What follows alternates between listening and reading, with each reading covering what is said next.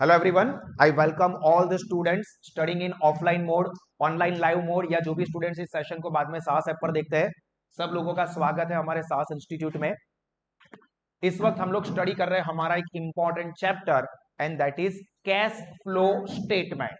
अभी ये cash flow statement में आज के सेशन में हम लोग फुल फ्लेज जो एग्जाम ओरिएंटेड इंपॉर्टेंट सम है वो डिस्कस करने वाले हैं। इससे पहले मैं आपको क्विकली एक बार कैश फ्लो स्टेटमेंट का फॉर्मेट याद करवा देता हूं, जिसमें सबसे पहले आप लोगों के पास जो पैम्पलेट है उसमें फॉर्मेट दिया हुआ ही है। सबसे पहले टाइटल आएगा कैश फ्लो स्टेटमेंट ऑफ साहस इंडस्ट्रीज लिमिटेड और जो भी पीरियड होगा, डेट होगी, वो लिखना है। कैश फ्लो स्टेटमेंट पूरा ना पूछे, कैश फ्लो स्टेटमेंट के अंदर 3 एक्टिविटी आती है। सबसे पहले आती है ऑपरेटिंग एक्टिविटी, फिर इन्वेस्टिंग एक्टिविटी और उसके बाद आती है फाइनेंसिंग एक्टिविटी। अब हो सकता है कि एग्जाम्पल कम मार्क्स के लिए पूछे तो आपको कोई इंडिविजुअल एक्टिविटी का भी पूछ सकते हैं कि find cash flow from operating activity या find cash flow from investing and financing activity. ठीक है, तो हम लोग फुल फ्लेज स्टेटमेंट को रिफर कर लेते हैं क्योंकि उसके फुल एग्जाम्पल के तौर पर चांसेस ज्यादा है, और अगर उसमें से कोई एक दो एक्टिविटी ही आती है तो हमें उसी में से कम चीज करनी है। शुरुआत होती है कैश फ्लो स्टेटमेंट की। सबसे पहले तो टाइटल हमने देखा, फिर फॉर्मेट में आएगा particular amount rupees for inner column and main amount rupees, यानी कि outer column. Particular amount rupees example की शुरुआत होगी profit and loss account closing balance. आपको एग्जाम्पल में 2 ईयर के डेटा दिए होंगे, ठीक है, उसमें से जो लेटेस्ट डेट है मतलब आखिरी वाली वो हमारा करंट ईयर होता है, वो क्लोजिंग बैलेंस इंडिकेट करता है।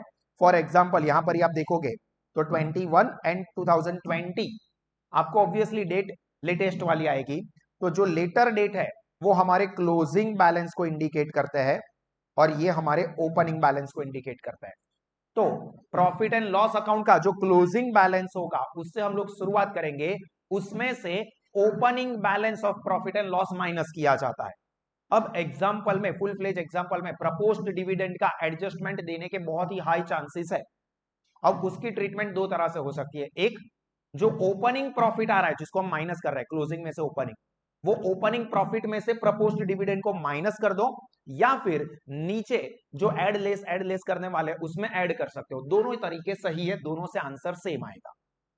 उसके अंदर हम लोग ऐड करते हैं नॉन कैश एक्सपेंसेस, इसके साथ साथ नॉन ऑपरेटिंग एक्सपेंसेस, उन सारी चीजों को ऐड करेंगे। ठीक है, फाइनेंशियल एक्सपेंसेस है तो वो ऑपरेटिंग नहीं है, तो उन सारी चीजों को ऐड करना होगा।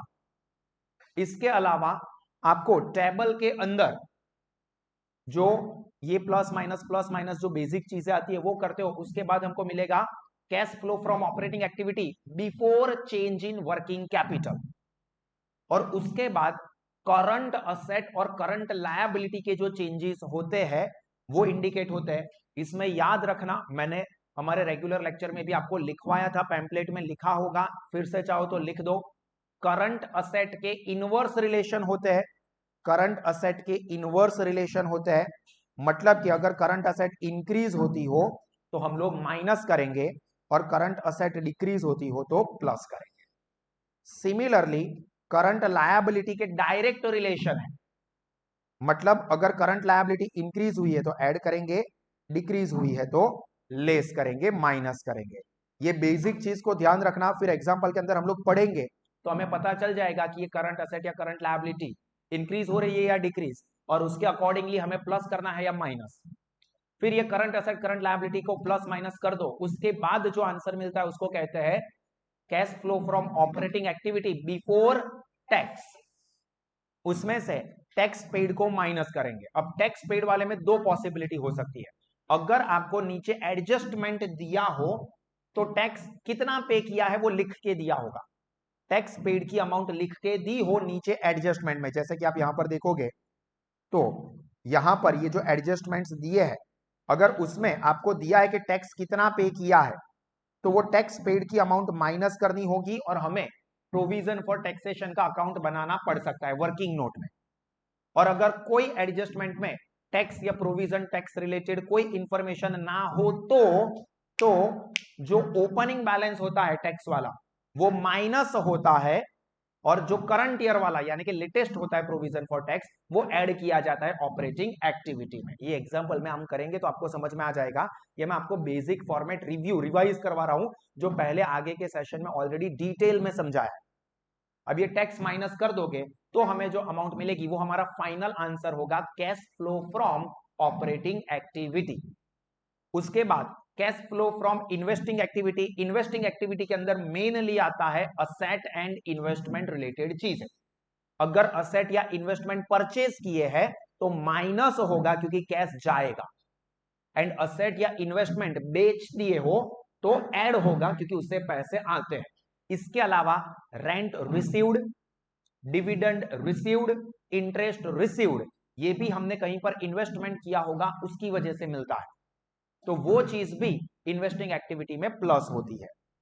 उसके बाद जो हमें आंसर मिलेगा उसको हम लोग कहेंगे cash flow from investing activity.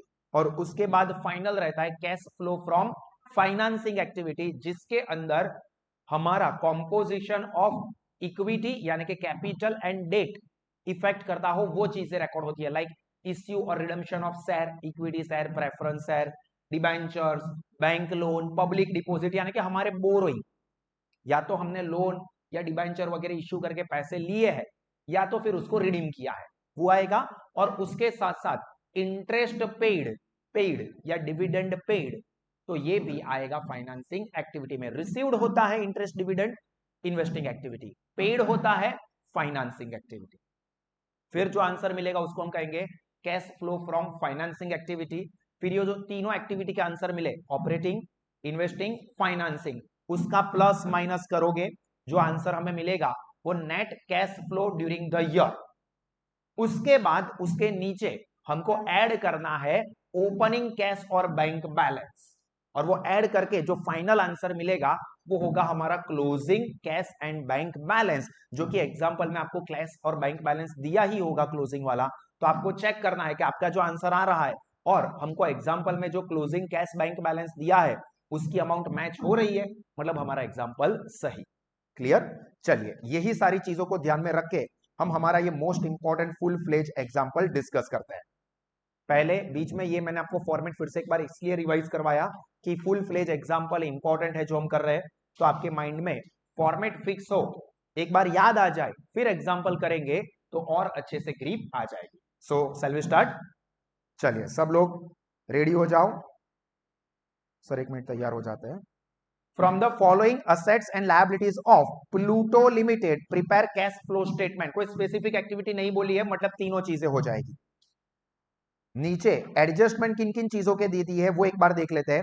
Depreciation of 19,000 and 14,480 have been charged on plant and building respectively. तो प्लांट एंड बिल्डिंग के ऊपर डेप्रीसिएशन आ रहा है। अब जहां पर ये इफेक्ट आने वाली है ना, वहां पर हमको वर्किंग नोट करके उसका अकाउंट बनाना पड़ेगा, इसलिए वो पहले पढ़ लेते हैं। ठीक है, तो किन चीजों को इफेक्ट हुई? तो प्लांट एंड बिल्डिंग। तो ऊपर देखो प्लांट एंड बिल्डिंग कहां पर है, वहां पर हम लोग लिख देते हैं वर्किंग नोट। एसेट में देखना है, ये रहा बिल्डिंग, वर्किंग नोट, और प्लांट, वर्किंग नोट। मतलब यहां पर जो इंफॉर्मेशन दी है डायरेक्टली हम उसको कंपेयर करके कैश फ्लो स्टेटमेंट में एंट्री नहीं पास करेंगे, हम लोग ये बिल्डिंग का और प्लांट का अकाउंट बनाएंगे, उसमें एंट्री पास करेंगे। ठीक है, ये चीज ध्यान रखना। नीचे एडजस्टमेंट आ रहा है मतलब अपने को वर्किंग नोट करना पड़ेगा। उसके बाद यहां पर ऐसा चाहो तो एडजस्टमेंट 1 ऐसा लिख सकते हो कि ये कहां से आया, तो ये एडजस्टमेंट नंबर 1। फिर preference shares are redeem on 31 March 2021। अब यहां पर रिडम्पशन की इंफॉर्मेशन है, तो यहां पर आपको वर्किंग नोट करने की जरूरत नहीं पड़ेगी क्योंकि प्रेफरेंस शेयर कम हो रहे हैं। तो यहां पर हम लोग टिक करेंगे एडजस्टमेंट नंबर 2, पर यहां पर आपको टेबल की जरूरत नहीं पड़ेगी।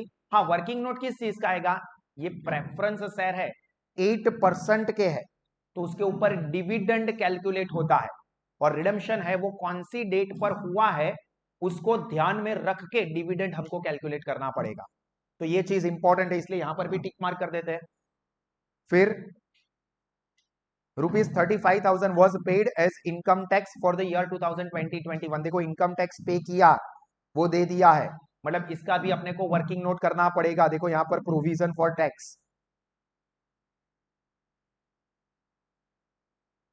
मैंने आपको स्टार्टिंग में ही बोला कि अगर आपको एडजस्टमेंट में टैक्स कितना पे किया है वो दिया हो तो अपने को प्रोविजन फॉर टैक्स का अकाउंट बनाना पड़ेगा। अगर ये एडजस्टमेंट नंबर 3 ना होता, देखो इसी एग्जांपल में एक चेंज कर देते हैं कि एडजस्टमेंट नंबर 3 को हटा दिया, तो उस केस में ये जो ओपनिंग होता है वो पेड माना जाता है, मतलब ऑपरेटिंग एक्टिविटी में से माइनस होता है आखिर में, और ये 50,000 है वो करंट ईयर का प्रोविजन माना जाता है और ऑपरेटिंग एक्टिविटी में प्लस किया जाता है। ठीक है, बट यहां पर अपने को एडजस्टमेंट दिया है तो हमको वर्किंग नोट करना पड़ेगा। Then debentures were issued on 1 October 2020, तो ये भी इंटरेस्ट के लिए काम लगेगा, इंटरेस्ट कैलकुलेट करना पड़ेगा डिबेंचर के लिए। ये रहा एडजस्टमेंट 4, इंटरेस्ट के लिए अपने को ध्यान रखना है, बाकी वर्किंग नोट करने की जरूरत नहीं पड़ेगी। During the year preference share dividend was paid, ये इंफॉर्मेशन है कि प्रेफरेंस शेयर का जो डिविडेंड होता है वो ड्यूरिंग द ईयर ही पे कर दिया है। अब अगर ये एडजस्टमेंट ना भी दिया होता तो भी अपने को कोई टेंशन नहीं लेना है।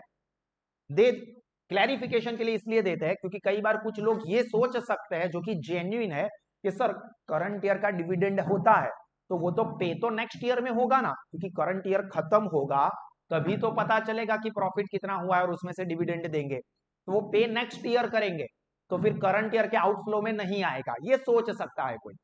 बट ये इक्विटी डिविडेंड नहीं है, प्रेफरेंस डिविडेंड है जो कि पहले दे सकती है कंपनी, इसलिए यहां पर इंफॉर्मेशन दिया है ताकि कोई भी स्टूडेंट जो है ये ऐसा दिमाग एक्स्ट्रा ना लगाए कि करंट ईयर का डिविडेंड है तो वो तो नेक्स्ट ईयर पे करेंगे तो इस साल के आउटफ्लो में नहीं दिखाएंगे। नहीं, यहां पर बोल दिया है कि वो ड्यूरिंग द ईयर ही पे किया है, मतलब अपने को आउटफ्लो के तौर पर माइनस करना पड़ेगा।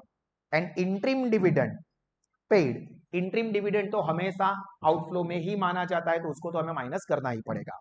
अभी हम लोग एक एक करके इंफॉर्मेशन पढ़ते हैं और क्या रिकॉर्ड होगा वो लिखते जाएंगे। देखो इक्विटी शेयर कैपिटल, कोई इंफॉर्मेशन नहीं आई है, कोई एडजस्टमेंट नहीं आया है, तो ओपनिंग 3 लाख का था, क्लोजिंग 4 लाख का हो गया, मतलब 1 लाख क्या हुआ है, शेयर इंक्रीज हुए। अब इंक्रीज हुए शेयर तो इनफ्लो हुआ होगा या आउटफ्लो, इनफ्लो, शेयर इंक्रीज हुए मतलब हमने एक्स्ट्रा 1 लाख के शेयर इश्यू किए होंगे और पब्लिक के पास से 1 लाख रुपए लिए होंगे, तो यहां पर हम इफेक्ट क्या दिखाएंगे, 1 लाख किस में प्लस करेंगे, फाइनेंसिंग एक्टिविटी, लिख दो वहां पर फाइनेंसिंग एक्टिविटी में 1 लाख प्लस। उसके बाद 8% प्रेफरेंस शेयर कैपिटल, 1,50,000 थे, अब वो 50,000 ही, सॉरी 1 लाख ही रहे, मतलब 50,000 हमने क्या कर दिए, रिडीम कर दिए, रिटर्न कर दिए, तो पैसे जाएंगे, तो 50,000 माइनस होगा फाइनेंसिंग एक्टिविटी से, और उसका जो डिविडेंड है उसका तो हमें अलग से वर्किंग करना ही पड़ेगा। ठीक है, फिर जनरल रिजर्व, 40,000 जनरल रिजर्व थी हमारे पास, अब 70,000 हो गई, मतलब और 30,000 की जनरल रिजर्व करंट ईयर में हमने क्रिएट की, जो कि कैश का आउटफ्लो नहीं होता है, हमारे ही एक पॉकेट से दूसरे पॉकेट में रखा, ऐसा समझा जाता है, प्रॉफिट में से निकाल के रिजर्व में रखा, तो 30,000 रुपए जनरल रिजर्व कौन सी एक्टिविटी में आती है, ऑपरेटिंग एक्टिविटी, तो ऑपरेटिंग एक्टिविटी में क्या करेंगे, प्लस करेंगे। फिर प्रॉफिट एंड लॉस अकाउंट, तो ये हमारा स्टार्टिंग पॉइंट होता है, क्लोजिंग जो है वो, चलो यहां पर 1,08,280 हमारा स्टार्टिंग पॉइंट होगा, ऑपरेटिंग एक्टिविटी में आएगा, और यहां पर 78,489 माइनस होते हैं, बट यहां पर ध्यान रखना है कि अगर प्रपोज्ड डिविडेंड हमको एग्जांपल में दिया है तो उसको माइनस करेंगे, अभी इस एग्जांपल में है ये रहा, तो ये प्रपोज्ड डिविडेंड को यहां से माइनस करना होगा, लेस 50 के। ठीक है, टिक करके रखना, जब हम पोस्टिंग करेंगे तब ध्यान रखेंगे। अगर यहां पर आप माइनस नहीं करते हो तो चलेगा, उसके बाद जो नीचे चीजें लिखते हैं उसके अंदर प्लस कर दोगे, दोनों इफेक्ट सही है। फिर 10% डिबेंचर, 4 लाख थे 6 लाख हो गए, मतलब 2 लाख इंक्रीज हुए, एक्स्ट्रा डिबेंचर इश्यू किए तो पैसे आए होंगे कौन सी एक्टिविटी में, फाइनेंसिंग एक्टिविटी में। देखो creditors, current liability, current liability current asset होती है, तो वो कैश फ्लो वो वर्किंग कैपिटल के बाद वाला आता है, ठीक है, बिफोर वर्किंग कैपिटल के बाद ये आता है। तो क्रेडिटर्स करंट लायबिलिटी है, डायरेक्ट रिलेशन, इंक्रीज तो ऐड, डिक्रीज तो लेस। करंट लायबिलिटी अभी देखो 55,000 के 83,000 हो गए। देखो यहां पर कैलकुलेटर भी मैं आपको यूज करके ही दिखाता हूं। 83,000 माइनस 55,000 तो 28,000 क्या हुआ है, इंक्रीज हुआ है। डायरेक्ट रिलेशन होते हैं लायबिलिटी के, तो क्या करना पड़ेगा, प्लस ऑपरेटिंग एक्टिविटी में। फिर बिल्स पेबल, ये भी हमारे लिए करंट लायबिलिटी है। 20,000 के 16,000 हो गए, 4,000 डिक्रीज हुई current liability, direct relation minus operating activity. फिर outstanding wages, again current liability ही है ये। 18,000 के 31,500, तो कैलकुलेटर पर 31,500, सब लोग अपने कैलकुलेटर पर ये वर्किंग करेंगे कंपलसरी। हर एक बेसिक लेवल पे भी जो स्टूडेंट वीक है उसको भी समझ में, इसलिए मैं कैलकुलेटर का यूज भी आपको लाइव दिखा रहा हूं। 13,500 इंक्रीज हुआ तो plus operating activity, current liability, direct relation. Provision for taxation adjustment है, मतलब वर्किंग नोट में हमें प्रोविजन फॉर टैक्सेशन का अकाउंट बनाना पड़ेगा। अब अकाउंट बनाना पड़ेगा तो प्रोविजन फॉर टैक्सेशन का ओपनिंग बैलेंस क्रेडिट साइड पर लिखा जाता है, क्लोजिंग बैलेंस डेबिट साइड पर लिखा जाता है। तो यहां पर लिख दो क्रेडिट और ये डेबिट, अलग से टेबल बनाएंगे, अलग से अकाउंट बनाएंगे। फिर गुडविल 1,15,000 थी, वो 90,000 हो गई, मतलब कम हुई 25,000 से। मतलब गुडविल के केस में क्या होता है, इंटेंजिबल असेट है, राइट ऑफ, तो 25,000 राइट ऑफ। कहां पर आएगा, ऑपरेटिंग एक्टिविटी में। क्या होगा, राइट ऑफ किया है तो ऐड करेंगे। सर माइनस नहीं होता है भाई, वो असेट में से माइनस होता है। आप समझो हम लोग क्या बना रहे हैं, cash flow statement, P and L account में हम डेप्रीसिएशन कोई अमाउंट राइट ऑफ की है तो वो डेबिट साइड पर लिखते हैं, बट एक्चुअली में इससे पैसे गए नहीं है, ये तो नॉन कैश आइटम है, तो कैश का आउटफ्लो नहीं हुआ है। और हमने शुरुआत प्रॉफिट से की थी जिसके अंदर ये राइट ऑफ की अमाउंट माइनस हुई होती है, इसलिए हम उसको रिवर्स कर रहे हैं। ये मैंने आपको ओरिजिनल जो आगे के लेक्चर्स थे उसमें डिटेल में समझाया था। तो यहां पर ऑपरेटिंग एक्टिविटी में प्लस। बिल्डिंग एडजस्टमेंट आया है तो वर्किंग नोट करने वाले हैं, तो वर्किंग नोट के अंदर ध्यान रखना, बिल्डिंग प्लांट ये असेट है तो उसका ओपनिंग बैलेंस डेबिट होता है, क्लोजिंग बैलेंस क्रेडिट होता है। तो अलग से हम वर्किंग करेंगे, इसमें ये डेबिट लिखेंगे, ये क्रेडिट, ये डेबिट लिखेंगे, ये क्रेडिट लिखेंगे। फिर डेटर्स अपनी करंट असेट है, करंट असेट में रिलेशन कैसे है, इनवर्स, इंक्रीज होगा तो माइनस, डिक्रीज होगा तो प्लस। तो देखो 1,60,000 के 2 लाख हो गए, मतलब 40,000 इंक्रीज हुआ, तो अपने को करना क्या पड़ेगा, minus operating activity. Bills receivable, ये भी हमारे लिए करंट असेट है। 20,000 के 30,000 हुए, 10,000 इंक्रीज हुए, तो अपने को माइनस करना पड़ेगा।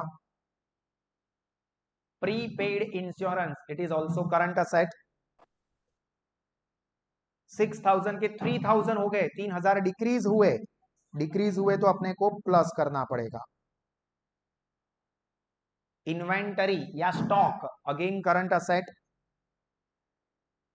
77,000 के 1,09,000 हुए, तो 1,09,000 माइनस 77,000, तो 32,000 इंक्रीज हुए हैं, तो अपने को माइनस करना पड़ेगा from operating activity. Cash at bank and cash in hand दोनों ही ओपनिंग वाले हैं, ओपनिंग वाले दोनों ऐड होते हैं लास्ट में, और जो क्लोजिंग दिया है ये दोनों का टोटल 646 780 प्लस 10,000, तो 6,56,000 हो जाएंगे। 780, 10,000 ऐड कर देना है। ये हमारा क्या आएगा आंसर, हमारे एग्जाम्पल का फाइनल आंसर ये आना चाहिए, closing cash and bank balance. तो हमारा एग्जाम्पल सही है, ऐसा माना जाएगा। अब नीचे इंफॉर्मेशन दी है। अभी सबसे पहले आपको जब एक्चुअली में खुद पूरा एग्जांपल सॉल्व करते हो तो क्या करना होगा, सबसे पहले फॉर्मेट ड्रॉ कर देंगे, कैश फ्लो फ्रॉम कोई सभी एक्टिविटी है तो cash flow statement of Pluto limited और पीरियड दिया है 31 मार्च 2021, लिख दोगे particular amount rupees, particular amount rupees. सबसे पहले कैसे लिखना है ध्यान से सुन लो एक बार, cash flow from operating activity, उसमें पहले closing P and L minus opening P and L, उसके बाद हम लोग नॉन कैश आइटम के लिए इफेक्ट डालने के लिए 5 से 10 लाइन के बीच अपने आप ड्रॉप कर देंगे, क्योंकि आपको नहीं पता है एग्जैक्टली कितने पॉइंट्स आएंगे, तो 7 से 10 लाइन ड्रॉप कर देना, ठीक है। एक दो ज्यादा लाइन जाएगी तो चलेगा, वैसे भी सप्लीमेंट्री आपकी नहीं यूज होने वाली, ठीक है। तो 2 लाइन और चली गई तो टेंशन नहीं है। 2 पेज मत छोड़ देना भाई, सर अपना क्या जाता है, ऐसा भी मत करना, थोड़े तो पैसे वसूल करे कॉलेज के, तो ऐसा मत करना, ठीक है। 2-3 लाइन एक्स्ट्रा जाएगी चलेगा। फिर वहां पर आंसर के लिए लिख दोगे cash flow from operating activity before change in working capital, फिर एड लेस वो करंट असेट करंट लायबिलिटी का, तो उसमें 4-5 लाइन ऐड के लिए 4-5 लाइन लेस के लिए, हो सकता है कि किसी में कोई भी एंट्री ना आए तो ड्रॉप कर देंगे, डैश कर देने का, बट आ जाए तो ऐसा ना हो कि सर मैंने तो जगह ही ड्रॉप नहीं की थी, अब सब कंजस्टेड हो गया, तो 4-5 लाइन ऐड के लिए करंट असेट की, 4-5 लाइन लेस के लिए ड्रॉप कर दोगे। फिर लिख दोगे cash flow from operating activity before tax, देखो ऐसे, फिर उसमें से माइनस टैक्स पेड, तो फाइनल आंसर मिलेगा net cash flow from operating activity. फिर उसके बाद 1 या 2 लाइन ड्रॉप करने के बाद टाइटल दोगे cash flow from investing activity, investing और फाइनेंसिंग में ज्यादा चीजें नहीं आएगी तो 5-7 लाइन दोनों में ड्रॉप कर देने की। देखो यहां पर इस एग्जांपल में मुझे पता है कि एग्जैक्टली क्या चीजें आने वाली है, आपको नहीं पता है, इसलिए आप एग्जांपल सॉल्व करते वक्त क्या करोगे, 4-5 लाइन ड्रॉप कर दोगे, और उसके नीचे cash flow from financing activity, उसके लिए भी 5-7 लाइन ड्रॉप कर दोगे, दोनों में 7-7 ड्रॉप कर दोगे तो भी चलेगा, 1-2 लाइन ज्यादा हो गई तो चलेगा, ठीक है। यहां तक की चीजें रखनी चाहिए। फिर हमको पता है कि तीनों का टोटल करेंगे, ओपनिंग कैश बैलेंस को ऐड करेंगे, क्लोजिंग को माइनस करेंगे, वो पहले से, सॉरी क्लोजिंग हमारा आंसर होगा, उसको पहले से लिख नहीं देंगे, ताकि अगर थोड़ा फाइनेंसिंग एक्टिविटी वाला नीचे जाए तो भी अपने को जगह की दिक्कत ना हो। तकरीबन 1.5 से 2 पेज आपके इसमें जाएंगे। मैं सजेस्ट ये करूंगा कि 2 पेज में ही बनाना चाहिए, पहले पेज पर प्योरली ऑपरेटिंग एक्टिविटी ले लो, फिर थोड़ी नीचे लाइन बचती है 5-7 लाइन तो लिख देने का पीटीओ प्लीज टर्नओवर लास्ट में, और पीछे वाले पेज पर ऊपर आधे पेज में इन्वेस्टिंग, बाकी के आधे पेज में फाइनेंसिंग, लास्ट में 3-4 लाइन ड्रॉप रहनी चाहिए वो ओपनिंग ऐड करके क्लोजिंग बैलेंस लिखने के। फिर जितने एडजस्टमेंट में हमने देख के लिखा कि वर्किंग नोट आएगा, वहां का वर्किंग नोट हम लोग कर देंगे, ठीक है। सो लेट्स स्टार्ट, पहले वर्किंग नोट ही खत्म कर देते हैं। देखो जिन जिन चीजों में वर्किंग नोट आ रहा है वो चीजों के लिए हमने टेबल अकाउंट ड्रॉ करने होंगे। एग्जाम्पल में देखोगे तो हमने लिख दिया है बिल्डिंग में आ रहा है, और बिल्डिंग में हमने लिखा है कि जो ओपनिंग बैलेंस है वो डेबिट एंड क्लोजिंग बैलेंस है वो क्रेडिट, तो यहां पर लिखोगे डेबिट साइड पर बिल्डिंग अकाउंट में आप लिखोगे वर्किंग नोट नंबर 1। चलो तो सबसे पहले ओपनिंग बैलेंस लिख देंगे यहां पर 2 बैलेंस ब्रॉट डाउन, और ओपनिंग बैलेंस पैम्पलेट में से देख के लिखोगे बिल्डिंग का कितना है 2 lakh. Closing balance opposite side पर आता है, 2-3 लाइन ड्रॉप करके लिखना होता है, तो यहां पर हम लिखेंगे by balance carry forward closing balance 1,70,000।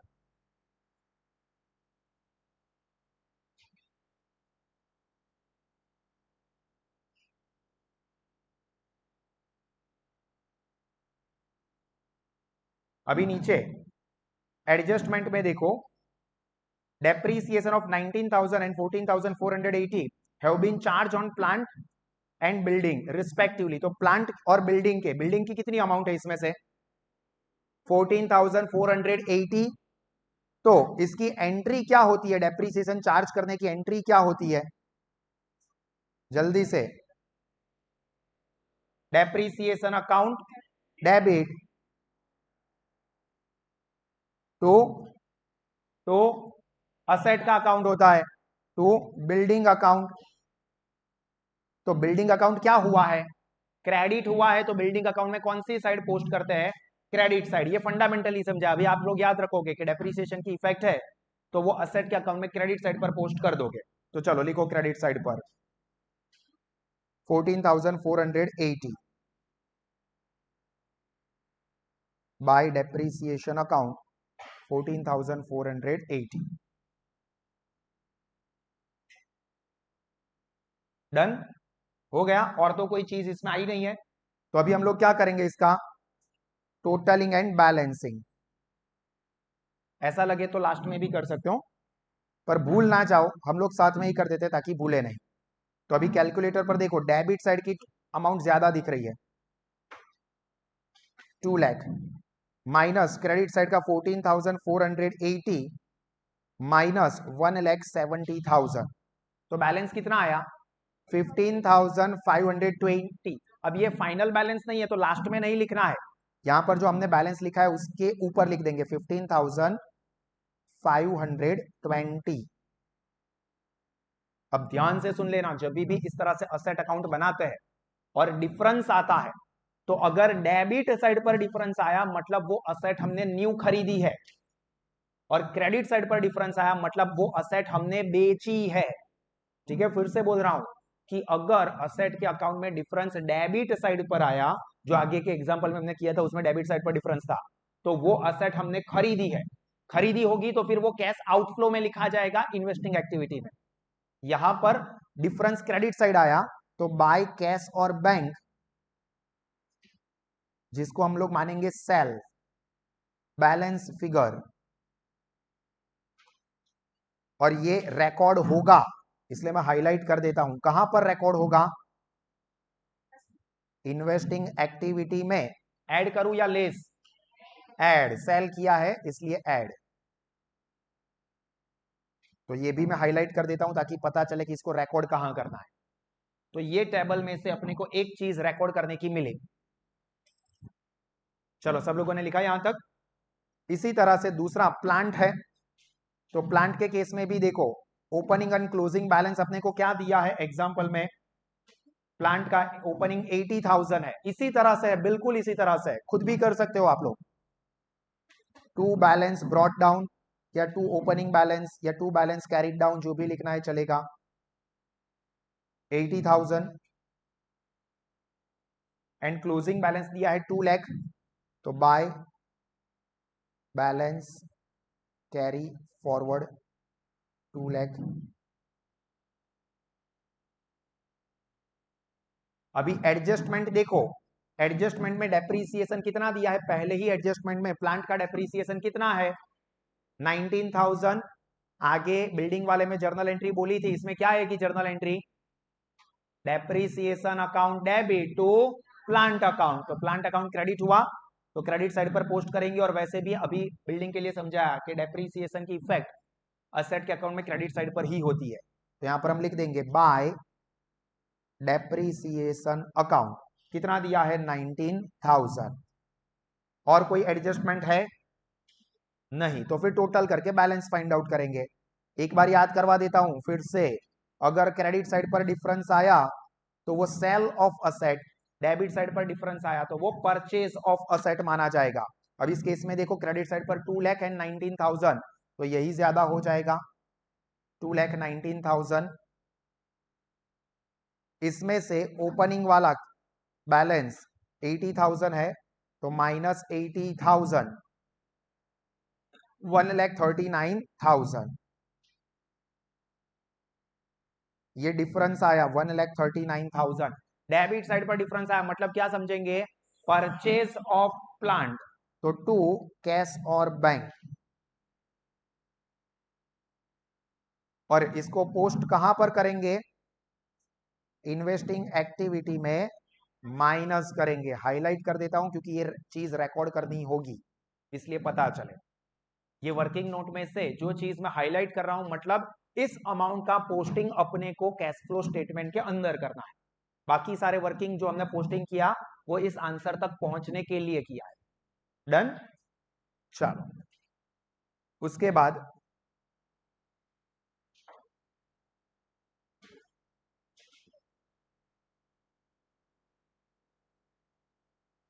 Preference है, तो इंफॉर्मेशन है 35,000 was paid as income tax, तो ये प्रोविजन फॉर टैक्स ऊपर दिया है, तो इसके लिए अपने को वर्किंग नोट करना पड़ेगा।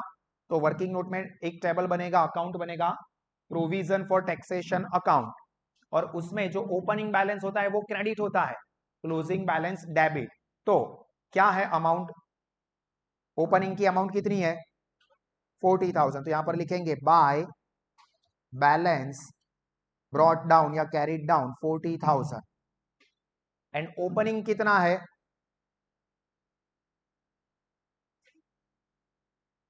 To balance carry forward, opening कितना है 80,000 या 50,000, 50,000 देख लेते हैं, ये रहा प्रोविजन फॉर टैक्सेशन ओपनिंग, मैंने लिखवाया आपको, देखो ये क्रेडिट और ये क्लोजिंग डेबिट, तो 40,000 क्रेडिट साइड लिखेंगे, 50,000 डेबिट साइड लिखेंगे, और एडजस्टमेंट में अपने को क्या बोला है, कितना टैक्स पे किया, 35,000 टैक्स पे किया। अब टैक्स पे कर रहे हैं तो पैसा जाएगा, ये चीज तो कंफर्म है, तो कैश अकाउंट तो क्रेडिट ही होगा, तो provision for taxation account debit to cash और बैंक अकाउंट, चाहो तो लिख सकते हो provision for tax account debit to cash. तो प्रोविजन फॉर टैक्सेशन अकाउंट में डेबिट साइड पर हम लोग लिखेंगे टू कैश और बैंक 35,000।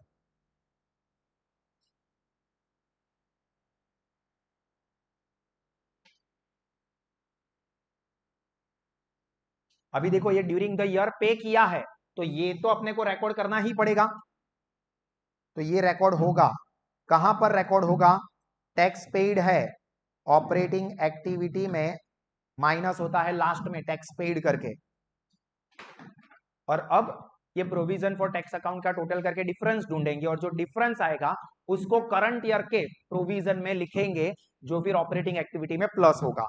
तो यहां पर देखो डेबिट साइड का टोटल ज्यादा हो रहा है, 50 प्लस 35 85,000 में से 40,000 माइनस कर देंगे, डिफरेंस क्या आएगा 45,000 by P and L account, current year का ट्रांसफर करेंगे, तो ये चीज रिकॉर्ड करनी पड़ेगी अपने को, और ये रिकॉर्ड कहां करेंगे, ऑपरेटिंग एक्टिविटी में प्लस करेंगे। डन, यहां तक की चीजें लिखी सबने। अब हमारा सारा रफ वर्क रेडी हो गया है, जो चीजें सिर्फ इंफॉर्मेशन के तौर पर एडजस्टमेंट में आई है वो अपने को सिर्फ ध्यान रखनी होगी, तो ऊपर से देख के रिकॉर्ड करना शुरू करेंगे, मैं स्क्रीन बार बार ऊपर नीचे नहीं करूंगा, पैम्पलेट आप हाथ में रखोगे। इक्विटी शेयर कैपिटल कहां पर लिखना है वो हमने देख ही लिया है, कि फाइनेंसिंग एक्टिविटी में अपने को 1 लाख प्लस करने हैं, तो जो आपने मेन टेबल ड्रॉ किया होगा उसमें आप आ जाओगे फाइनेंसिंग एक्टिविटी के ऊपर, और उसमें हम लिखेंगे इश्यू ऑफ शेयर कैपिटल, आपको अपने सुंदर सुंदर हाथों से लिखना होगा, ऐसा सर मेरे नहीं अच्छे है तो भी लिखना होगा, ठीक है, issue of share 1 lakh rupees, inner column में इश्यू करेंगे तो प्लस साइन के साथ लिखेंगे, ये कैसा है वो लिखना है तो भी आप लिख सकते हो 4 लाख माइनस 3 लाख, हालांकि ये लिखना जरूरी नहीं हो, ये आपकी मर्जी है। फिर दूसरी चीज क्या है 8% प्रेफरेंस शेयर कैपिटल, तो इसमें एक तो रिडम्शन हुआ है तो उसका पोस्टिंग करेंगे, कितना रिडीम हुआ है लिखा ही हमने 50,000 फाइनेंसिंग एक्टिविटी में से माइनस, तो आप इमीडिएटली नेक्स्ट लाइन में भी लिख सकते हो minus redemption of preference share, ठीक है, सीक्वेंस ऊपर नीचे होती है उसके साथ कोई लेना देना नहीं है, तो redemption of preference share 50,000 minus. अभी इसके साथ ही वो जो इंफॉर्मेशन दी है कि प्रेफरेंस शेयर कब रिडीम किए हैं, तो उसको कंसीडर करके हम प्रेफरेंस शेयर का इंटरेस्ट फाइंड आउट कर लेते हैं, तो देखो यहां पर प्रेफरेंस शेयर डिविडेंड हम लोग फाइंड आउट कर लेते हैं, नीचे में एक और वर्किंग नोट कर देता हूं, वर्किंग नोट 4 प्रेफरेंस डिविडेंड। अभी देखो ओरिजिनली हमारे पास 1,50,000 रुपए के शेयर्स थे प्रेफरेंस शेयर, अब उसमें से 50,000 के शेयर रिडीम कर दिए, पर कौन सी तारीख को किए हैं 31 मार्च 2021 को, यार सब कुछ लास्ट में ही किया है, तो कोई टेंशन ही नहीं है, पूरे 1,50,000 के ऊपर पूरे साल का ही डिविडेंड कैलकुलेट करना है, तो यहां पर वैसे वहां पर ही कर सकते थे, बाजू में ही हो जाता। 1,50,000 की शेयर की अमाउंट, और रेट कितना है डिविडेंड का, देखो साल के आखिरी दिन में रिडीम किया है तो पूरे साल का डिविडेंड कैलकुलेट होगा 1,50,000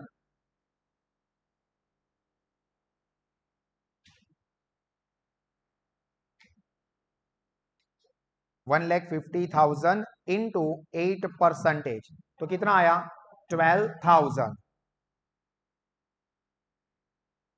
अब ये 12,000 आएगा तो इसको हम क्या करेंगे, प्रेफरेंस डिविडेंड है तो ऑपरेटिंग एक्टिविटी का पार्ट नहीं होता है, पे किया है तो पी एंड एल अकाउंट में तो लिखा ही होगा, तो अपने को ऑपरेटिंग एक्टिविटी में वापस प्लस कर देना पड़ेगा नल्लीफाई करने के लिए, निकालने के लिए, और एक्चुअली में कहां से जाता है ये, फाइनेंसिंग एक्टिविटी में, तो फाइनेंसिंग एक्टिविटी में से माइनस। अब इसी एग्जांपल में थोड़ा लेवल अप करने के लिए वो क्या कर सकते थे कि जो रिडम्पशन की डेट है वो 31 मार्च दी है, उसकी जगह पर 1 अक्टूबर दे सकते थे।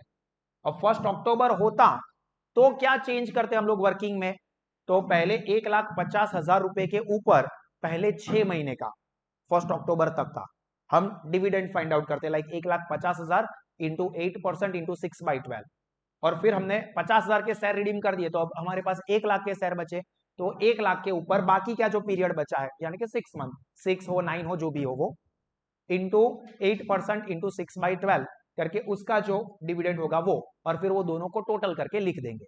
ये चेंज हो सकता है अगर एग्जाम्पल में ये ट्विस्ट करना चाहे तो, यहां पर नहीं है तो चलो इसकी भी हम ट्रीटमेंट डाल ही देते हैं, क्योंकि प्रेफरेंस का रिडम्पशन का लिख दिया तो साथ में ये भी लिख देते हैं, ऑपरेटिंग एक्टिविटी में प्लस कर देंगे,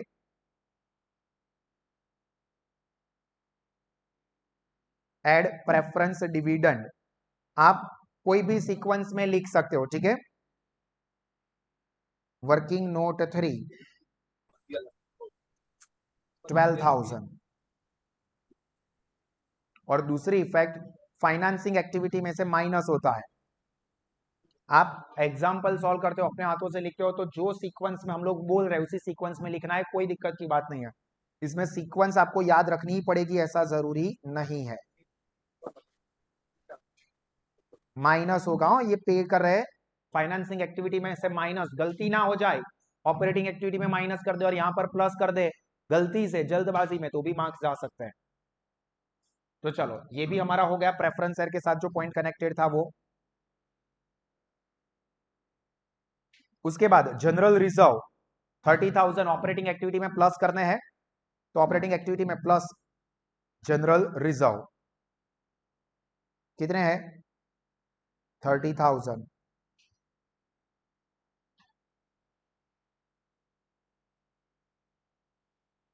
फिर प्रॉफिट एंड लॉस अकाउंट का बैलेंस जो कि हमारा स्टार्टिंग पॉइंट होता है, ये तो पहले ही लिख देना होता है अपने को। क्लोजिंग बैलेंस कितना दिया है एग्जांपल में 1,08,280, इसमें से ओपनिंग वाला माइनस करेंगे, ओपनिंग वाला माइनस करते हैं 78,489, पर प्रपोज्ड डिविडेंड दिया है तो उसको इसी में से माइनस कर देते हैं, तो माइनस 50,000 ये है प्रपोज्ड डिविडेंड के।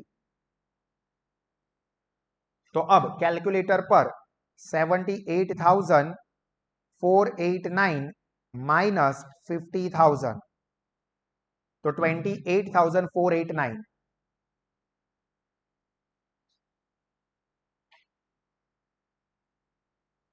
इसको माइनस कर देते हैं 1,08,280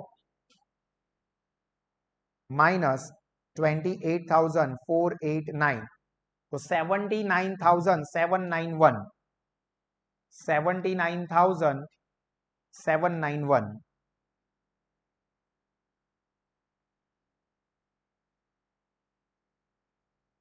अगर कोई स्टूडेंट 50,000 यहां से माइनस नहीं करता है तो ये नीचे जो ऐड वाली चीज है ना उसके अंदर ऐड करना पड़ता है प्रपोज्ड डिविडेंड, ये चीज ध्यान रखना, दोनों ही केस में आपको ऑपरेटिंग एक्टिविटी का आंसर सेम ही मिलेगा, ठीक है। ऊपर से माइनस कर रहे हैं या फिर यहां पर प्लस कर रहे हैं, क्योंकि हम माइनस वाली चीज में से माइनस कर रहे हैं, देखो सर ऐसा क्यों, देखो ये लेस, इसमें से लेस, लेस में से लेस मतलब प्लस हो रहा है एक्चुअली, ठीक है।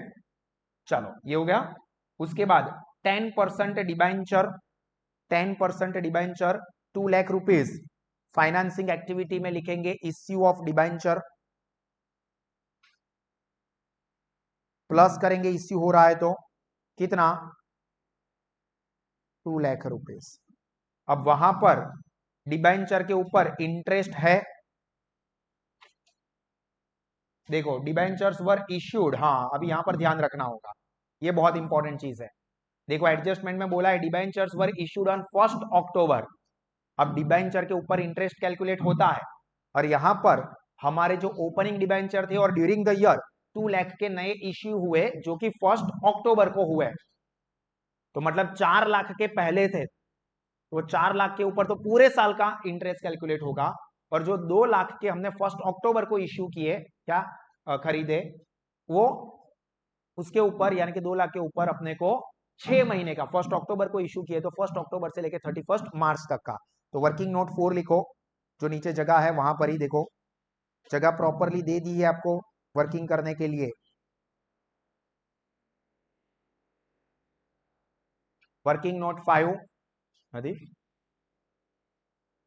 ओके, नोटबुक में यहीं पर लिख दो, ऊपर जो डिबेंचर का एडजस्टमेंट लिखा है ना वहीं पर जगह है, बाजू में लिख दो इंटरेस्ट ऑन डिबेंचर। कितने परसेंटेज वाले डिबेंचर है 10%, तो 4 लाख के 10% ये पूरे साल वाले, और जो 2 लाख के न्यू इश्यू किए हैं 2 लाख के 10%, और वो 1 अक्टूबर को इश्यू किए, तो अक्टूबर नवंबर दिसंबर जनवरी फरवरी मार्च 6 महीने हुए। तो कैलकुलेटर के ऊपर 2 लाख इंटू 10% इंटू 6/12 10,000,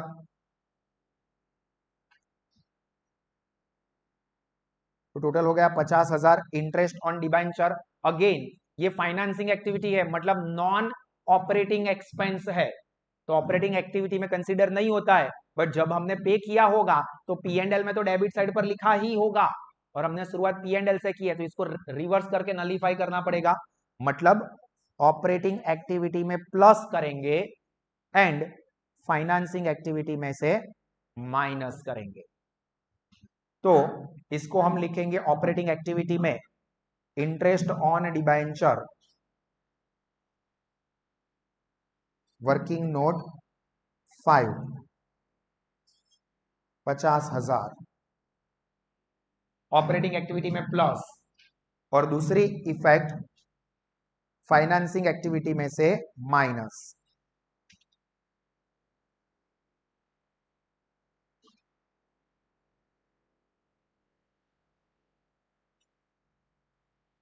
डन, चलो उसके बाद इंफॉर्मेशन क्या है डिबेंचर के बाद, अभी तो वो करंट लायबिलिटी शुरू हो रही है, क्रेडिटर्स 28 के ऑपरेटिंग एक्टिविटी में प्लस करने हैं अपने को। तो देखो ये बेसिक चीजें हो जाए, ये वाले पॉइंट के बाद एड लेस ऐसा लिखना होता है। तो देखो ये चीज क्या हो रही है, ऐड हो रही है, क्या हो रहा है क्रेडिटर्स इंक्रीज हो रहा है, तो इंक्रीज इन क्रेडिटर्स 28,000 ऐसा आपको लिखना होता है, इंक्रीज इन क्रेडिटर्स। फिर बिल्स पेएबल 4,000 के डिक्रीज हुए, माइनस करना है तो लेस वाले में जाएगा,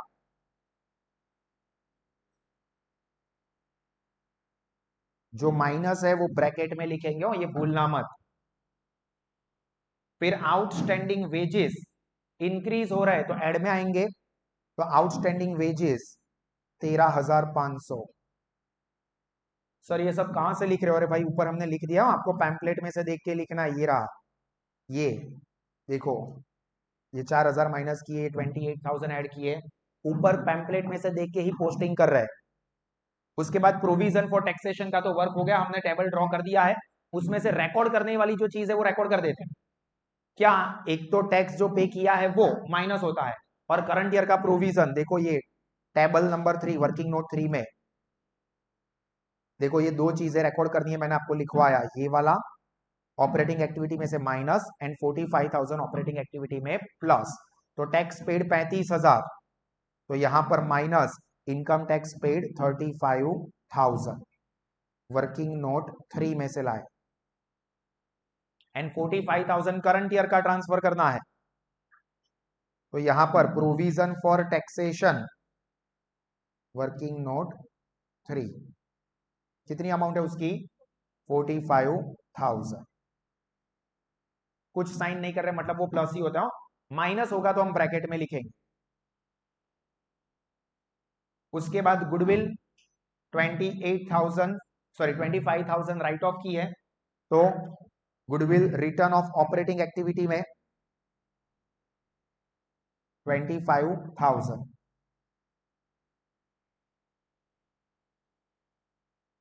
फिर बिल्डिंग और प्लांट का हमने वर्किंग नोट बनाया है और उसमें देखो क्या चीज पोस्ट करनी है वो हमने लिख दिया है। बिल्डिंग में 15,520 sale of building inflow investing activity में प्लस करेंगे। Sale of building working note number 1 है ना, कितनी अमाउंट है 15,520 और प्लांट में आउटफ्लो है 1,39,000। तो purchase of plant working note 2, अब ये माइनस में लिखेंगे 1,39,000। डन यहां तक सब लोगों का। चलो उसके बाद डेटर्स करंट असेट की बात शुरू हो गई। 40,000 माइनस करते हैं ऑपरेटिंग एक्टिविटी में से, तो ऑपरेटिंग एक्टिविटी में लिखोगे लेस वाले में माइनस इंक्रीज इन डेटर्स, हमें माइनस करना है। तो यहां पर इंक्रीज इन डेटर्स 40,000 माइनस। फिर बिल्स रिसीवेबल भी इंक्रीज हुए हैं तो वो भी माइनस करेंगे 10,000 माइनस।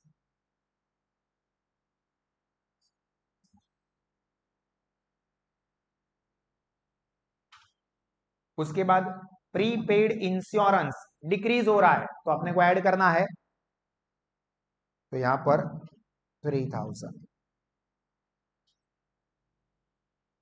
फिर इन्वेंटरीज इंक्रीज हो रही है तो माइनस करना है, इंक्रीज इन इन्वेंटरीज और स्टॉक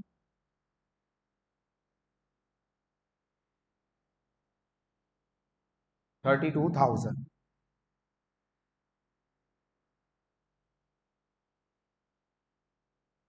फिर कैश एट बैंक, ये तो ओपनिंग वाला है तो लास्ट में ऐड करना होता है opening cash and bank balance 4,28,489 cash का है, सॉरी बैंक का है, प्लस कैश इन हैंड है 15,000। तो ये दोनों का टोटल कर देते हैं 4,28,489 प्लस 15,000 4,43,489।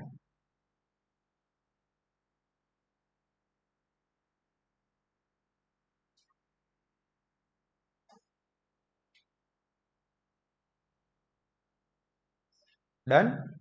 अभी नीचे एडजस्टमेंट में जो चीजें रह गई वो देख लेते हैं।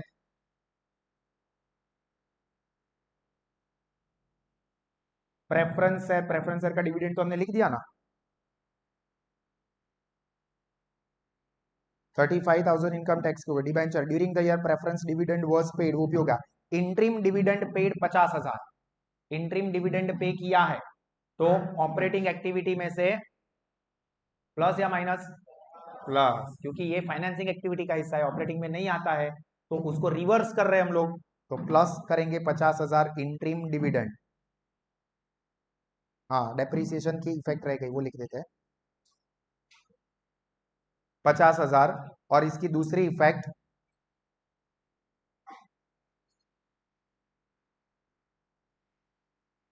यहां से माइनस।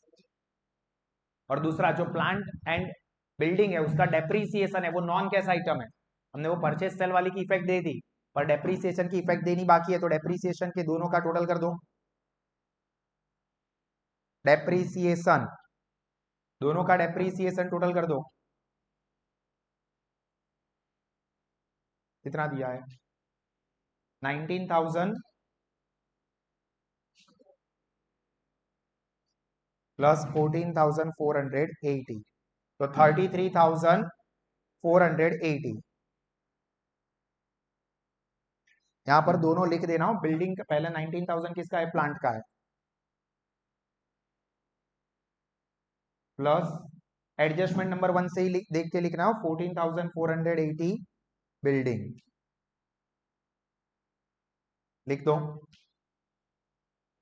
एग्जाम्पल में एक इंफॉर्मेशन ऐड कर दो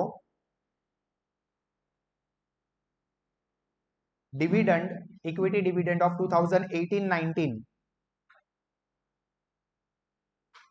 equity dividend of 2018-19 paid 50,000 equity dividend of 2018-19 50,000 paid.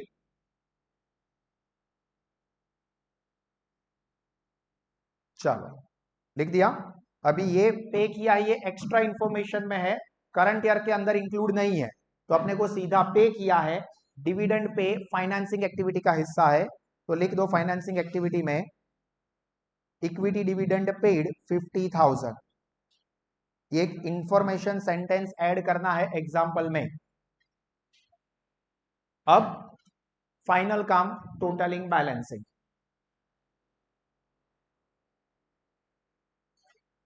देखो पहले तो क्लोजिंग प्रॉफिट माइनस ओपनिंग आपने कर दिया है उसके बाद ये सारी चीजें ऐड करनी है तो कैलकुलेटर के ऊपर ध्यान से कोई जीरो प्लस माइनस एक्स्ट्रा कुछ ना हो जाए। 30,000 plus 45 plus 50 plus 33,480 plus 12,000 plus 25,000 plus 50,000 2,45,000 लिखो 2,45,480।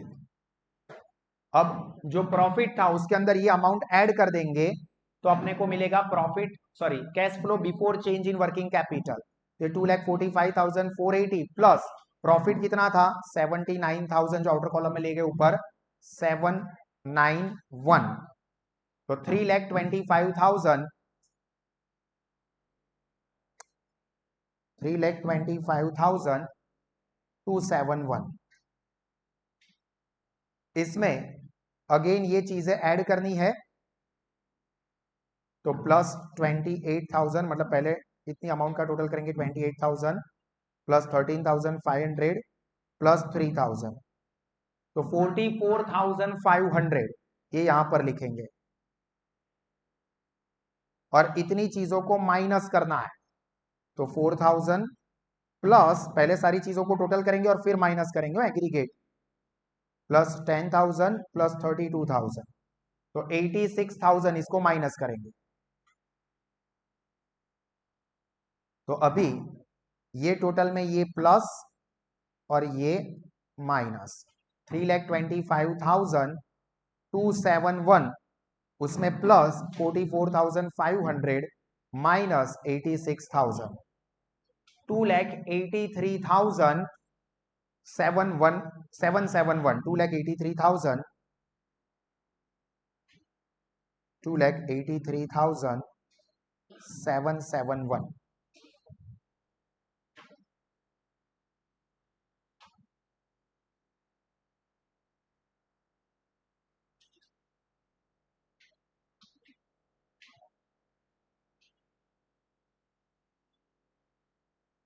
अभी इसमें से ये टैक्स पेड जो है 35,000 का वो एक ही है तो आउटर कॉलम में लिख देंगे माइनस 35,000 टैक्स पेड तो 2,48,771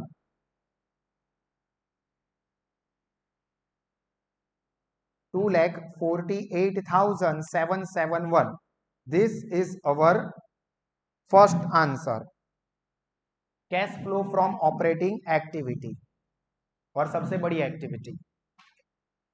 इसके बाद अब ये दो अमाउंट का टोटल बैलेंस करना है 15,520 माइनस 1,39,000 तो नेगेटिव आ रहा है 1,23,000 480 नेगेटिव 1 लाख माइनस ब्रैकेट में लिखेंगे 1,23,480। तो ये भी हमारा आंसर ही है, तो इसको भी हाईलाइट कर देता हूं।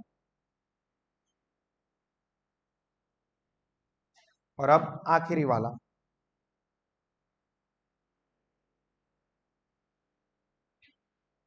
1 lakh plus 2 lakh minus 50,000 minus 12,000 minus 50,000 minus 50,000 minus 50,000, तो 88,000 पॉजिटिव आंसर रहा। Net cash flow from financing activity. अब ये तीनों का जो आंसर है, जो मैंने पिंक पेन से हाईलाइट किया है, वो नेट कैश फ्लो होगा तीनों का एग्रीगेट। तो देखो 2,48,771 ऑपरेटिंग एक्टिविटी का, माइनस इन्वेस्टिंग में माइनस का आंसर है 1,23,480। अगर गलती से भी माइनस का प्लस का माइनस हो गया तो मार्क्स जाएंगे। और आखिरी वाला प्लस है, प्लस 88,000, तो 2,13,291 2 लाख